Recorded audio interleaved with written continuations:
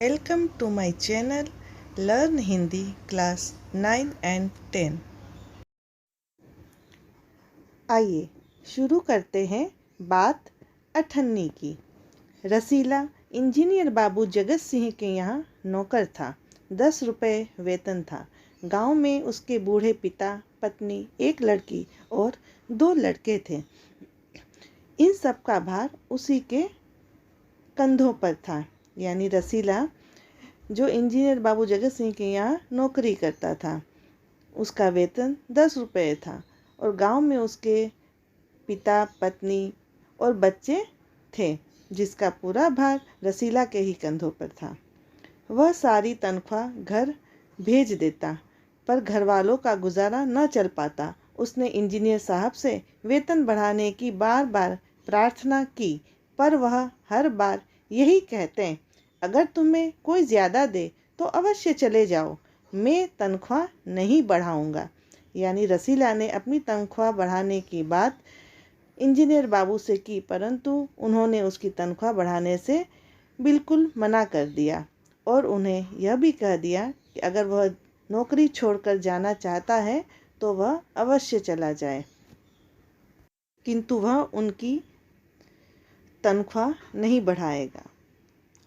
वह सोचता, यहाँ इतने सालों से हूँ, अमीर लोग नौकरों पर विश्वास नहीं करते, पर मुझ पर यहाँ कभी किसी ने संदेह नहीं किया। यहाँ से जाऊँ तो शायद कोई 11-12 दे दे, पर ऐसा आदर न मिलेगा। यानी रसीला मन ही मन सोच रहा था कि अगर वह किसी दूसरे के यहाँ नौकरी करने जाता भी है तो जो आदर उसे इंजीनियर बाबू के यहाँ मिला है वह शायद कहीं और उसे नहीं मिलेगा। जिला मजिस्ट्रेट शेख सलीमुद्दीन इंजीनियर बाबू के पड़ोस में रहते थे। उनके चौकीदार मियाँ रमज़ान और रसीला में बहुत मैत्री थी।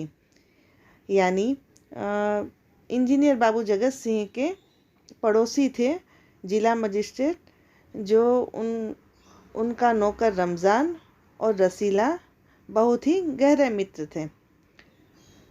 दोनों घंटों साथ बैठते, बातें करते। शेख साहब फलों के शौकीन थे।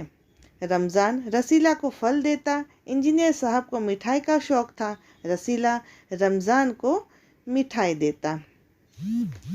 एक दिन रमज़ान ने रसीला को उदास देखकर कारण पूछा। यानी रमज़ान ने एक दिन रसीला को उदास देखा तो उसके उदास होने का कारण उससे पूछा था। पहले तो रसीला छिपाता रहा, फिर रमज़ान ने कहा, कोई बात नहीं है तो खाओ सौगंध। यानी रमज़ान ने उसे सौगंध देकर उसके उदास होने का कारण पूछा था रसीला से। रसीला ने रमज़ान का हठ देखा तो आंखें भर आई। बोला, घर से खत आया है, बच्चे बीमार हैं और रुपया नहीं है। अर्थात रसीला ने फिर रमज़ान को बताया कि उसके गांव से, घर से खत आया है, जहां गांव में उसके बच्चे बीमार हैं और उनके पास पैसे भी नहीं हैं, तो मालिक से पेशगी मांग लो। यानी रमज़ान ने कहा कि तुम अपने मालिक से उधार मांग लो। कहते हैं 1 पैसा भी न दूंगा। तो रसीला ने कहा कि मेरे मालिक ने उनसे पैसे देने से मना कर दिया है। आगे रमज़ान ने ठंडी सांस भरी। उसने रसीला को ठहरने का संकेत किया और आप कोठरी में चला गया। थोड़ी देर बाद उसने कुछ रुपए रसीला की हथेली पर रख दिए। रसीला के मुंह से एक शब्द भी न निकला। सोचने लगा, बाबू साहब की मैंने इतनी सेवा की, पर दुख में उन्होंने साथ न दिया। रमज़ान को देखो, गरीब है, परंतु आदमी नहीं, देवता है, ईश्वर उसका भला करे। यानी रमज़ान ने रसीला को कुछ रुपए देकर इस परिस्थिति में रसीला की उसने मदद की और मन ही मन रसीला सोच रहा था कि बाबू साहब की तो उसने इतनी सेवा की थी, परंतु जब उसे कुछ रुपयों की ज़रूरत पड़ी तो बाबू साहब ने उसे मना कर दिया और रमज़ान गरीब होकर भी उसने रसीला की मदद की। रसीला के बच्चे स्वस्थ हो गए। उसने रमज़ान का ऋण चुका दिया। केवल 8 आने बाकी रह गए। रमज़ान ने कभी भी पैसे न मांगे, फिर भी रसीला उसके आगे आंख न उठा पाता। यानी रसीला के बच्चे जब स्वस्थ हो गए तो रसीला ने रमज़ान का जो ऋण था, उधार था, वह चुका दिया। केवल उसमें से 8 आने ही बाकी रह गए थे। फिर भी रसीला संकोच महसूस कर रहा था रमज़ान के सामने, क्योंकि उसने उसके 8 आने अभी नहीं दिए थे। एक दिन की बात है, बाबू जगत सिंह किसी से कमरे में बात कर रहे थे। रसीला ने सुना, इंजीनियर बाबू कह रहे हैं, बस 500, इतनी सी रकम देकर आप मेरा अपमान कर रहे हैं। हुजूर मान जाइए, आप समझे, आपने मेरा काम मुफ्त किया है। यानी इंजीनियर बाबू जगत सिंह एक दिन कमरे में किसी से काम के लिए 500 रुपये वह रिश्वत ले रहे थे, जिसे रसीला ने सुन लिया था। रसीला समझ गया कि भीतर रिश्वत ली जा रही है। सोचने लगा, रुपया कमाने का यह कितना आसान तरीका है। मैं सारा दिन मजदूरी करता हूँ, तब महीने भर बाद 10 रुपये हाथ आते हैं। वह बाहर आया और रमज़ान को सारी बात सुना दी। रमज़ान बोला, बस इतनी सी बात, हमारे शेख साहब तो उनके भी गुरु हैं। आज भी एक शिकार फंसा है, 1000 से कम तय न होगा। भैया, गुनाह का फल मिलेगा या नहीं यह तो भगवान जाने, पर ऐसी ही कमाई से कोठियों में रहते हैं, और एक हम हैं कि परिश्रम करने पर भी हाथ में कुछ नहीं रहता। यानी रसीला ने यह बात रमज़ान को बताई कि उसके इंजीनियर बाबू जगत सिंह हैं, वह कैसे रिश्वत ले रहे हैं। और रमज़ान ने बताया कि इस मामले में उसके शेख साहब उनके भी गुरु हैं, क्योंकि वह भी रिश्वत लेते हैं। और वह कहता है कि ऐसे लोगों को गुनाह का फल मिलता है या नहीं मिलता, लेकिन वे इन्हीं कोठियों कमाई से बड़ी बड़ी कोठियाँ बना लेते हैं, घर बना लेते हैं, लेकिन जो मेहनत करके कमाते हैं उनके हाथ में तो कुछ भी नहीं रहता है। आगे रसीला सोचता रहा, मेरे हाथ से सैकड़ों रुपए निकल गए, पर धर्म न बिगड़ा। एक एक आना भी उड़ाता तो काफ़ी रकम जुड़ जाती। इतने में इंजीनियर साहब ने उसे आवाज़ लगाई, रसीला दौड़कर 5 रुपए की मिठाई ले आ। यानी उसके बाबू जगत सिंह ने रसीला को 5 रुपए की मिठाई लाने के लिए भेज दिया। आगे रसीला ने 4.5 रुपए की मिठाई खरीदी और रमज़ान को अठन्नी लौटाकर समझा कि कर्ज उतर गया।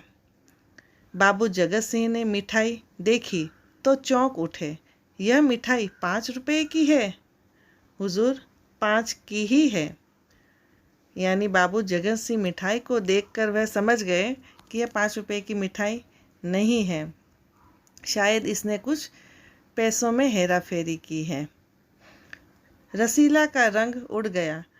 बाबू जगत सिंह समझ गए। उन्होंने रसीला से फिर पूछा। रसीला ने फिर वही दोहराया। उन्होंने रसीला के मुंह पर एक तमाचा मारा और कहा, चल मेरे साथ, जहाँ से लाया है। यानी बाबू जगत सिंह समझ गए थे कि रसीला ने पैसों में कुछ हेरा फेरी की है, इसलिए उन्होंने बार बार रसीला से पूछा कि जो सच है वह रसीला उसे बता दे। आगे हुजूर झूठ कहूँ तो, रसीला ने अभी अपनी बात पूरी भी ना की थी कि इंजीनियर बाबू चिल्लाए, अभी सच और झूठ का पता चल जाएगा, सारी बात हलवाई के सामने ही कहना।